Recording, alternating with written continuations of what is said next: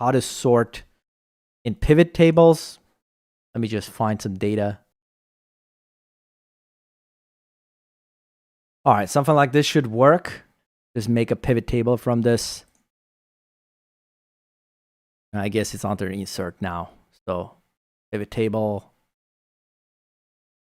Make one here and put values like sales and rows by sales rep. So if you wanted this sorted, this is where this order comes in. So right now, see, it's sorted by the sales reps names.